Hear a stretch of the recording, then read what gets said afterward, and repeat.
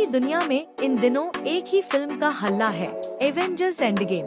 पिछले 11 साल में इस सीरीज की अब तक रिलीज हो चुकी 21 फिल्मों ने एवेंजर्स की कहानियों पर नजर रखने वाली एक ऐसी विश्वव्यापी पीढ़ी तैयार की है जो भाषाओं और सरहदों की दूरियां मिटाकर एक हो चुकी है। फिल्म निर्माता केविन फेजी की सोची ये एक ऐसी कल्पना है जो इतिहास लिख रही है। लगातार 21 हिट फिल्में बनाना और 22वीं के ब्लॉकबस्टर होने की रिलीज से पहले ही गारंटी हो जाना फिल्म कारोबार का मिथ है। आप में से बहुतों ने इनमें से तमाम फिल्में देखी भी होंगी, लेकिन शायद अलग अलग या बिना क्रम के। अमर उजाला.com आज से एवेंजर्स एंड गेम की रिलीज तक आपको समझाने जा रहा है मार्वल सिनेमैटिक यूनिवर्स (MCU) की अब तक की पूरी कहानी सिलसिलेवार ढंग से। आज एवेंजर्स महागाथा की पहली कड़ी, iron man 2008। Marvel cinematic universe पूरे ब्रह्मांड में फैला है। इसमें अलग अलग ग्रहों पर चल रही कहानियों को एक सूत्र से जोड़ा गया है। इस सिलसिले की शुरुआत हुई साल 2008 में रिलीज हुई फिल्म आयरन मैन से। रॉबर्ट डाउनी जूनियर भले आज हॉलीवुड के सबसे लोकप्रिय अभिनेता बन चुके हों, लेकिन इस फिल्म में आयरन मैन का रोल पाने के लिए उन्होंने फ्रेंच कट दाढ़ी उगाकर निर्माताओं के सामने अपनी दावेदारी साबित करने के लिए तमाम जतन किए थे। आयरन मैन का रोजमर्रा की जिंदगी में नाम टोनी स्टार्क है, जिसे युद्ध उपकरण बनाने वाली कंपनी स्टार इंडस्ट्रीज विरासत में मिली है।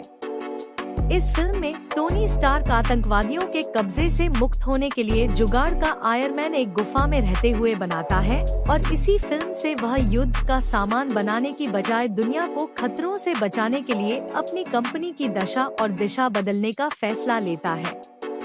एवेंजर्स सीरीज की हर फिल्म में एंड क्रेडिट्स खत्म होने के बाद कुछ सीन्स होते हैं जो आने वाली फिल्मों के क्लू माने जाते हैं। आयरन मैन की एंड क्रेडिट में सैमुअल एल जैक्सन दिखते हैं और यही पहली बार एवेंजर्स इनिशिएटिव का जिक्र आता है। Incredible Hulk 2008। गामा किरणों से प्रभावित एक इंसान कैसे गुस्सा आने पर विशालकाय दानव सरीखे जीव हल्क में बदल जाता है। ये किस्सा दरअसल 2006 में रिलीज हुई हल्क में दर्शक देख चुके थे। पैरामाउंट पिक्चर्स को ही हल्क की सीक्वल बनानी थी, लेकिन जब उनसे ये न हो पाया तो मार्वल स्टूडियोज ने इसके अधिकार वापस ले लिए। मार्वल सिनेमैटिक यूनिवर्स की दूसरी फिल्म इनक्रेडिबल हल्क में एक दुखद प्रेम कथा है, जिसमें सेना की तलाश से बचता फिरता हल्क अपनी गुस्से पर काबू पाने के जतन तलाश करने के लिए दूर चला जाता है। ये फिल्म MCU की 2 और फिल्मों आयरन मैन 2 फीट और थोर के समय के साथ चलती है। हल्क का किरदार इस फिल्म में एडवर्ड नॉर्टन ने किया। इसके बाद की फिल्मों में ये किरदार मौजूदा हल्क यानी अभिनेता मार्क रफेलो ने किया है। Iron man 2 2010। ये सार्वजनिक हो जाने के बाद कि टोनी स्टार्क ही आयरन मैन है, अमेरिकी सरकार स्टार्क इंडस्ट्रीज की ये तकनीक अपने कब्जे में लेना चाहती है। वहीं कुछ लोगों का इरादा आयरन मैन का कारोबारी उत्पादन करने का भी है।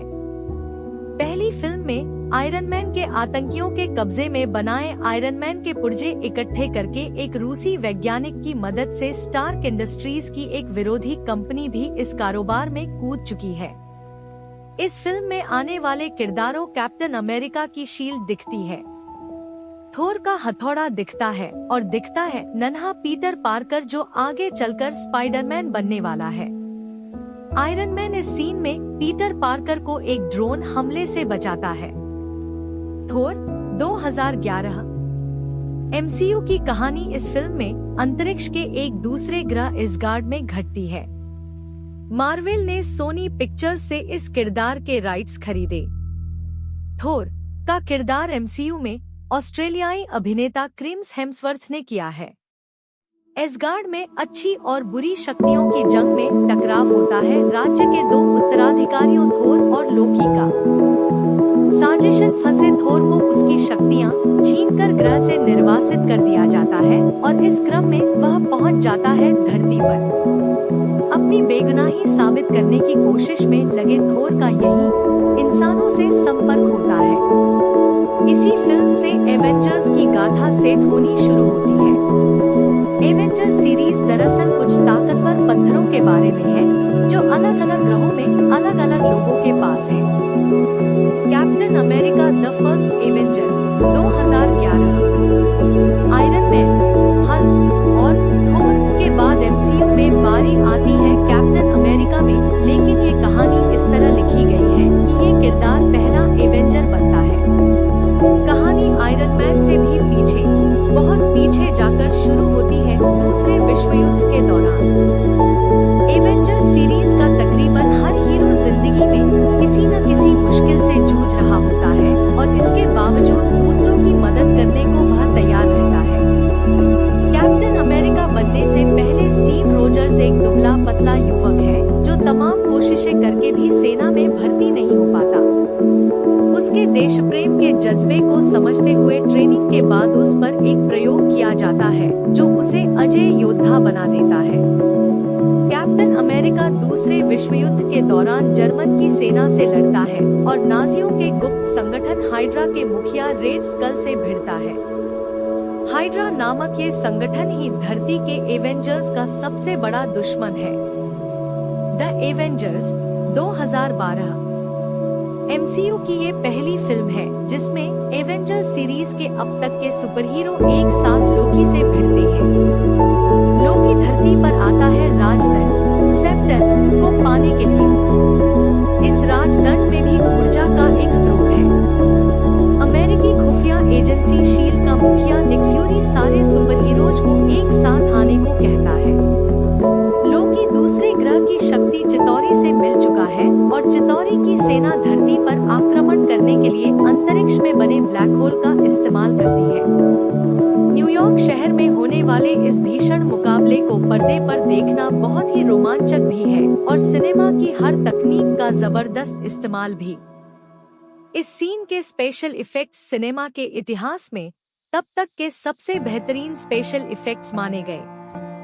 Guardians of Galaxy 2014 Avengers series की इस फिल्म में एक नए किरदार की एंट्री होती है जिसका नाम है स्टार लॉर्ड। दम तोड़ती मां से एक तोहफा लेकर अस्पताल से भागे स्टार लॉर्ड का बचपन में ही अपहरण हो जाता है। इसके बारे में फिल्म के सीक्वल में बताया गया है। फिल्म में स्टार लॉर्ड को पीटर क्विल के नाम से जाना जाता है। पीटर एक ऐसे गोले का चुराने का ठेका ले लेता है जो दरअसल थानोस को चाहिए और थानोस ने ये काम रोनन को सौंपा है। फिल्म में थानोस की गोद ली हुई बेटी नेबुला है। अनाथ गमोरा है जिसे थानोस ने खतरनाक ट्रेनिंग दी है। Avengers age of Ultron. Ultron एक सॉफ्टवेयर है जो एवेंजर्स और दुनिया की तबाही के लिए बनाया गया है। वहीं दक्षिण कोरिया में हाइड्रा के लोगों ने इंसानी ऊतक तैयार करने वाली एक वैज्ञानिक को अल्ट्रॉन को इंसानी शरीर देने के लिए बंधक बना रखा है। इस सारे दांवपेंच के बीच जन्म होता है विजन का। विजन के माथे पर एक शक्तिशाली पत्थर यानी इन्फिनिटी स्टोन लगा होता है। फिल्म में Captain America, Iron Man, Thor, Hulk, Black Widow, Hawkeye मिलकर अल्ट्रॉन से भिड़ते हैं जिसने अपने जैसे लाखों अल्ट्रॉन तैयार कर लिए हैं। इस फिल्म से ब्लैक पैंथर को जोड़ा जाता है। एंटमैन 2015 एंटमैन एवेंजर्स सीरीज का नया एवेंजर बनकर 2015 में आया। वैज्ञानिक हैंक पाइन ने ऐसी तकनीक खोज निकाली है जिसमें एक खास सूट पहनकर इंसान का आकार चींटी जैसा हो जाता है लेकिन उसकी ताकत लाखों गुना बढ़ जाती है।